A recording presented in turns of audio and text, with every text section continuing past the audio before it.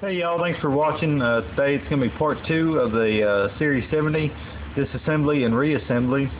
And I did a video on this and got uploaded and everything. It turns out half the stuff I was doing was off camera and y'all really couldn't see what was going on. So I wanted to do a second video on this just to give y'all a better look at it. But this is a Series 70, not an 80, so if you have an 80, check out the other video I'm about to upload on how to do the 80. Just a little bit different, a couple more parts, but not a whole lot. But anyways, we'll go ahead and get started. Get our trigger. It'll just slide into those grooves right there. You'll see, just like that. And then next we'll take our sear and our disconnector. Like I said in the first video, I like to keep them together how they came out, just to avoid confusion when you're putting it back together. So you can see it just sits on top of there like that. And we'll go through that hole, come out that hole and go through this one right here. And it might help if you have some tweezers or something to get it to go on in. But anyways, we'll take our smaller spring out of the two that we took out, and it'll slide into this hole right here.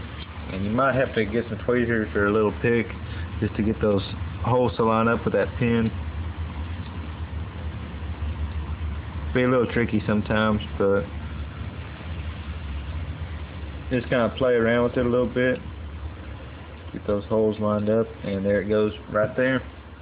Next, what we can go ahead and do is we'll take our hammer, and it'll just go through right here on those top holes, and there'll be the larger pin. Just line them up, and it'll slide right on in there like that. Kick that up out of your way, and we'll take our mainspring, or not our mainspring, our sear spring, and watch these two fingers, make sure they go on top right on in there and not stuck down in the bottom underneath into that mag well. And then your catch right here will go into that little notch right there. So it just sits on in there like that. And we'll kick this back down. Next we'll take our grip safety here, and I like to hold it down, the sear spring right here with my thumb. And when I'm putting this in, just helps to keep it in place, keep it from turning on you.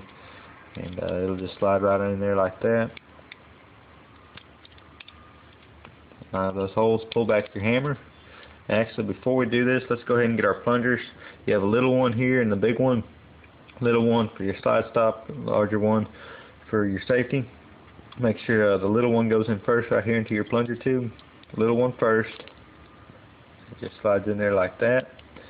And then we'll get our hammer back, get these holes lined up, and we'll take our safety here, and we'll line it up. It'll just slide right in there like that.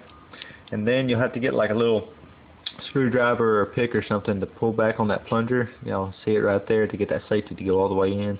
So just get it, pull back on it, and then your safety will just click right on in like that.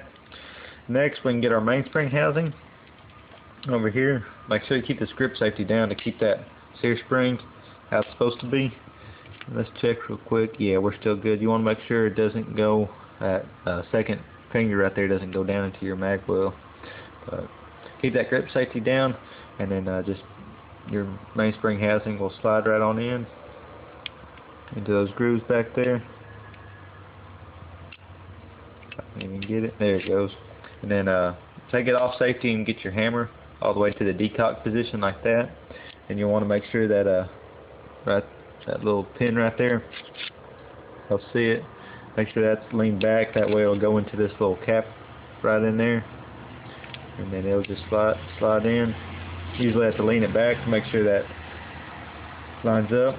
And then line up those holes down there, and you'll get your little retaining pin.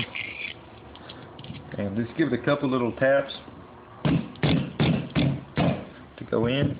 Like that. And on the Springfield it's a little bit different. You have this takedown pins on the outside. Normally it's on the inside. It just stays in there all the time. But this is something unique to Springfield as far as I've found. But cut the hammer back, take it out, and keep it on safety. Make sure you don't dry fire. Not while it's taken apart like this. That hammer falls, it doesn't have anything to hit against. It can damage the internal components, and you don't want that. So next, what we'll do is we'll take our mag release here. You can see it has a little catch right there with a little flathead screw, and that's going to roll over and into, I don't know if y'all can see in there, but it's got a little notch cut out.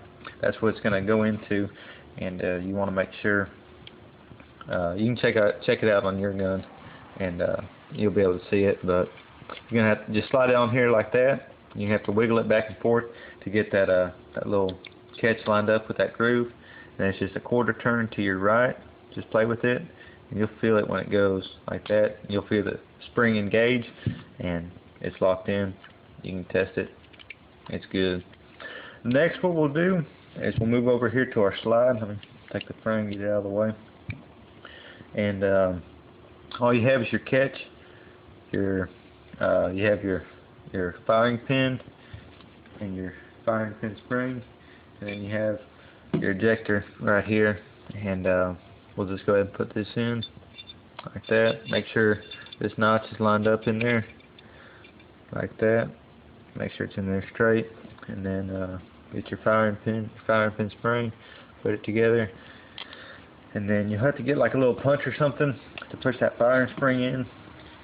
And watch out when you're working with these springs, because they're under quite a bit of tension. They'll poke an eye out or go flying halfway across the room, and either of those is not fun. But anyways, just push it on in there and get your little catch.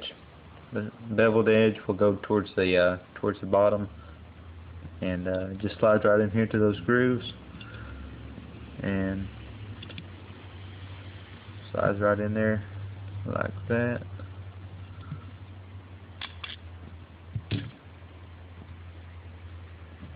Sometimes that ejector will turn on you, and that's always a pain. Make sure it stays straight.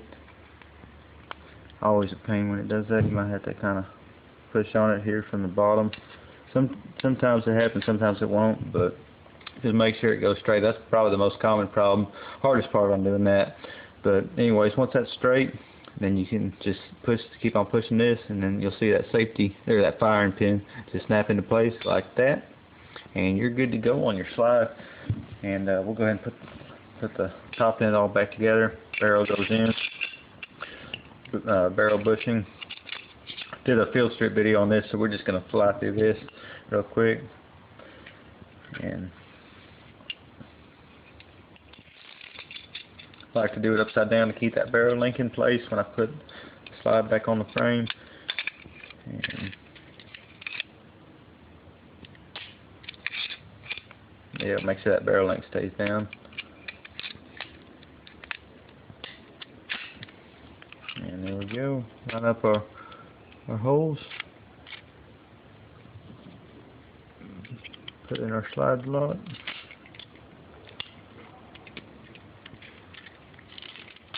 Like that.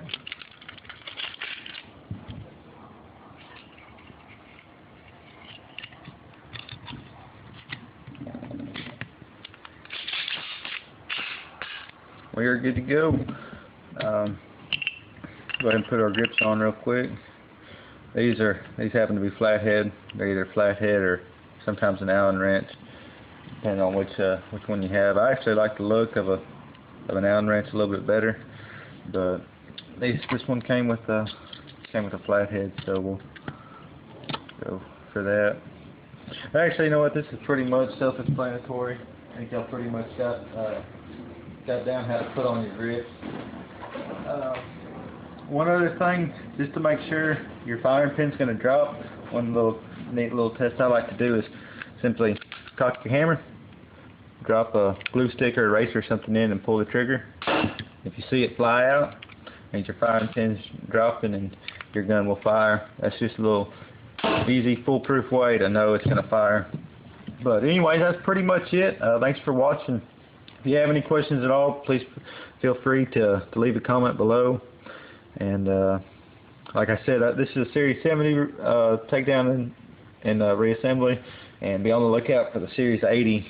Should be getting that up here before too long. But anyways, thanks for watching. Be sure to like, comment, subscribe, all that good stuff. And till next time, y'all have fun and stay safe.